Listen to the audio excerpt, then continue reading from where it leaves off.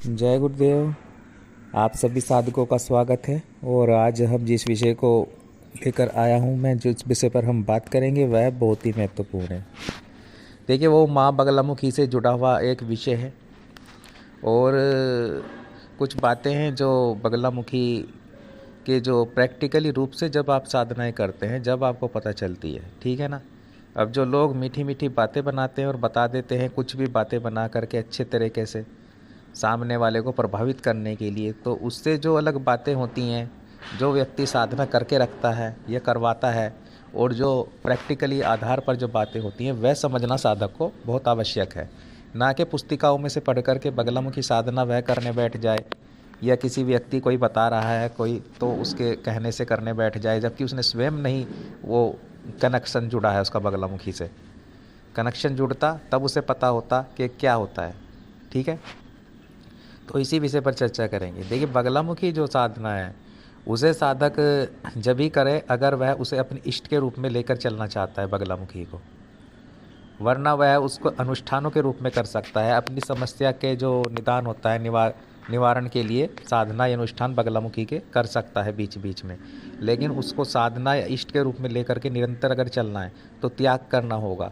क्योंकि बगलामुखी जो है वह उनका जो दंड होता है वह कठोर होता है। सर्वप्रथम देखिए क्या होता है। सर्वप्रथम स्तंभन और उच्चाटन की देवी को माना गया है। लगाम लगा देती है शत्रुओं पर माँ पीताम्बरा। तो उसमें क्या होता है, उसमें सर्वप्रथम जो होता है, जो साधक नया नया साधना में बैठ जाता है ये सोचकर कि मैं शत्रुओं पर लगाम लगाऊंगा और मैं जो भी मेरे कष्ट बाधाएं हैं उनको माँ हर ले, तो ये सोच होती है साधक की, और वो बैठ जाता है साधना में। तब वह मंत्र करता है। माँ पीताम्बरा का मंत्र में ही ये आप बात समझ सकते हैं। ओम ह्लीम बगलामुखी सर्वदुष्टानम वाचम मुखम पदम स्तंभ जिह्वाम की बुद्धिम विनाशय है ह्लीम ओम फट। तो इसमें क्या है, सर्व शत्रुओं को लगाम लगाती है माता, और जो समस्त शत्रु हैं उनका चाटन हो जाता है, ठीक है। तो इसमें जो वह व्यक्ति जो साधक साधना कर रहा है, यह ध्यान देने वाली बात है। सर्वप्रथम तो जो उसके जो पाप दोष होते हैं, उसके जो विचार होते हैं, गंदे विचार जो उसके मन में होते हैं, जो जाने अनजाने आते रहते हैं जाते रहते हैं, तो माता शत्रु से, उस साधक के शत्रुओं से पहले पहले उस व्यक्ति उस साधक का ही उच्चाटन और स्तंभन वो कर देती है माँ, जो साधना कर रहा होता है। तो अड़चने क्यों आती हैं साधना में, साधक क्यों नहीं कर पाता अनुष्ठान माँ पीताम्बरा के, इतना कठिन क्यों है, ये इसीलिए है। यहाँ माँ की गलती नहीं है।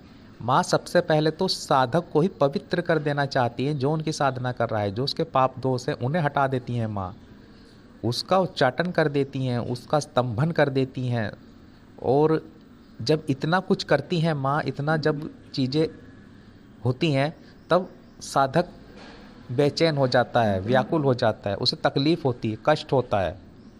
वह मंत्र जप नहीं कर पाता, वह अनुष्ठान बगलामुखी के पूरे क्यों नहीं कर पाता साधक, वह इसीलिए नहीं कर पाता, इष्ट के रूप में लेकर के चल क्यों नहीं पाता, क्योंकि माँ की परीक्षा बहुत होती है।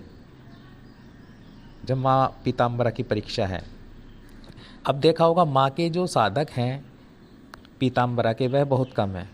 वहाँ आपको जो धंधा चला रहे हैं अपना, जो खोल के बैठे हैं दुकानें, अनुष्ठान कर रहे हैं, वो चीज़ अलग हो गई है। उन्हें तो पैसे से मतलब है, वह तो अनुष्ठान कर देते हैं।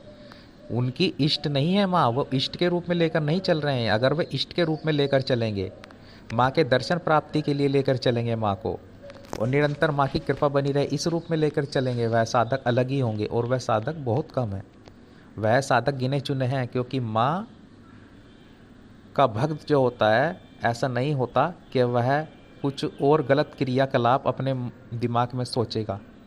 अगर वह माँ को इष्ट के रूप में लेके, देखिए आप चल रहे हैं, साधना कर रहे हैं माँ की निरंतर, तब साधक पर माँ की निरंतर पैनी नज़र होती है। और गलती करी साधक ने, दंड तुरंत देती है माँ, छोड़ती नहीं है। वह ये नहीं सोचती कि मेरा साधक है क्या है, या मेरा पुत्र है, वह उसे दंड देती हैं। अगर दंड दंड भुगतने की आप में क्षमता है, माँ का क्रोध आप जो है सहन कर सकते हैं, तभी आप इस क्षेत्र में आगे बढ़ें, माँ पीताम्बरा की साधना में, और वो भी दीक्षा लेने के बाद आगे बढ़ें। मैं यही कहना चाहता हूँ कि जो सर्वप्रथम उसको, एक जैसे कुम्हार होता है, आप समझिए मेरे बात को, वह जब कोई बर्तन बनाता है तब उसे अपने हाथों से, वह तिरछा भी होता है, पीटता भी है, छेदता भी है, वह जो मट्टी होती है, फिर उसे से एक आकार दे देता है, एक सुंदर सा सुराही का आकार या घड़े का आकार, वह कुछ भी एक अच्छा सा उसे आकार दे देता है। तो वैसे ही माँ करती है साधक के साथ में, वैसे ही माँ पीताम्बरा उसे उस घड़े, उस सुराही की तरह सुंदर बना देती हैं साधक को। लेकिन उससे पहले उसे पीटना भी होता है, उसे हाथों से उसको आकार देना भी होता है, उससे तकलीफ होती है साधक को। ऐसा नहीं है जैसे बातें बोली गई हैं, जैसे आपको ये बताते हैं जो और यूट्यूब पे आपको या इधर उधर जो भी मिलते हैं, जिन्होंने स्वयं महसूस नहीं किया है। महसूस उसने किया है जिसने साधना की है माँ पीताम्बरा बगलामुखी की, जिसने एक अपना टाइम दिया हुआ है, जिसने मंत्र जप किया हुआ है, यह करवाई हुई है साधना, वह आपको प्रैक्टिकली रूप से ज्ञान देगा। इसलिए जब आप माँ पीताम्बरा बगलामुखी की साधना में साधक बैठता है, तब कई सारी चीज़ें जो है बहुत ही वैसे हो जाती है। एक तरह से देखिए, आप माँ पीताम्बरा की साधना अगर करेंगे फैमिली में रह करके या कहीं, तो तकलीफ़ और ज़्यादा बढ़ेगी, शत्रु और ज़्यादा पैदा हो जाएंगे, घर में कलह वातावरण और ज़्यादा उत्पन्न हो जाएगा उस अनुष्ठान के बीच में। वह क्यों होता है? वह इसीलिए होता है कि हर चीज़ को तकलीफ़ होती है। जब माँ पीताम्बरा का मंत्र जब इतना वो जो साधक करता है, तब घर में जो पितृ रहते हैं, जो कुल देवी कुल देवता रहते हैं, उन्हें तक तकलीफ़ हो जाती है। अन्य व्यक्ति आपके आसपास जो रहेंगे उन्हें तकलीफ़ हो जाएगी। सूक्ष्म जो रूप से अपवित्र आत्माएं जो रहती हैं आपके इर्द गिर्द, उनको तकलीफ़ हो जाएगी। तब वे आपके लिए एक ऐसा वातावरण उत्पन्न कर देंगे कि आप साधना ना करें, आप साधना छोड़ दें, आप मंत्र जप छोड़ दें। और ऊपर से जो माँ की जो आप मंत्र जप कर रहे हैं, ओम ह्लीम बगलामुखी सर्वदुष्टानम, उसमें आप भी दुष्ट के रूप में आ जाते हैं। दुष्ट के रूप में क्यों आते हैं? वह इसलिए आते हैं कि आपके अंदर जो पाप दोष होते हैं, ठीक है, इस जन्म के ही नहीं है, पूर्व जन्म के भी हैं, उनको भी माँ समाप्त करती है। आप भी उस दुष्ट रूप में आ जाते हैं। आपने भी कोई ऐसा नहीं है, अगर मनुष्य के रूप में आपने जन्म लिया है तो आपने कोई कर्म किया ही ना हो, कुछ गलत कार्य आपसे हुए ही ना हो जाने अनजाने में, तो उन सभी को माँ भस्म कर देती है। तो उससे तकलीफ होगी आपको भी। सर्वदुष्टानम क्यों कहा गया है? क्योंकि आप भी उसमें आ जाते हैं, केवल आपका शत्रु ही नहीं आता है। तो ये बात महत्वपूर्ण बात है, और ये कोई हर कोई आपको बताएगा नहीं है। जो प्रैक्टिकली बात है वो मैं आपको बता रहा हूँ। इसलिए कह रहा हूँ कि जब आप बगलामुखी साधना करें, अपने इष्ट के रूप में लेकर चलें, दीक्षा पहले ग्रहण कर लें साधना में, और एकांत घर में रह के कर सकते हैं आप, लेकिन हो सके तो शांत वातावरण हो, एकांत वातावरण इस साधना के लिए बहुत ही आवश्यक होता है, जहाँ कोई आपको डिस्टर्ब ना करे, ठीक है। तब आप इस साधना को अनुष्ठानों के रूप में और आगे इष्ट के रूप में लेकर चलने की सोचें। वरना आप केवल माँ को जब आप प्रॉब्लम में हो तब उनके अनुष्ठान कर सकते हैं, शत्रु बाधा के लिए हवन कर सकते हैं, है ना, वो चीज़ें आप कर सकते हैं। तो जब माँ को धारण करना हो पूर्ण रूप से, आपने ये सोच लिया हो कि मुझे तो बस माँ पीताम्बरा के दर्शन प्राप्त करने हैं, निरंतर निरंतर ये इनकी कृपा प्राप्त करनी है, यही मेरी इष्ट है, तब आपको तैयार करना होगा अपने आप को। मेरा कहने का मतलब आप समझ गए होंगे। जो नए नए बगलामुखी के साधक बनना चाहते हैं, या साधिकाएँ जो बगलामुखी की बनना चाहती हैं साधिका, तो उनके लिए परीक्षा बहुत ही टफ होती है माँ पीताम्बरा की।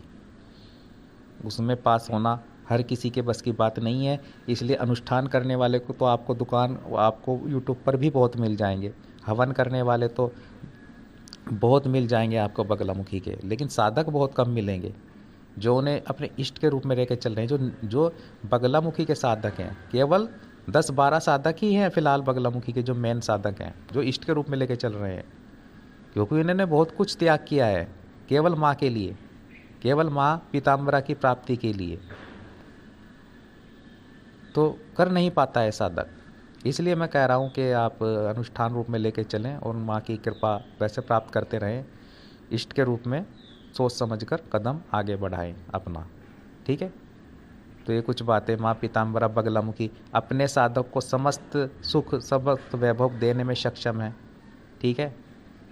और कोई तंत्र प्रयोग, कोई भी ग्रह बाधा तक माँ बदल देती है अपने साधक की। ग्रह बाधा के लिए आपको ज्योतिषों के पास जाने की आवश्यकता नहीं है। मूंगे धारण करने की आवश्यकता नहीं है, रत्न धारण करने की आवश्यकता नहीं है, आपको कुंडलिनी का मिलान वगैरह करने की कुछ आवश्यकता नहीं है। वह समस्त ग्रह को आपके अनुकूल कर देती हैं साधक के।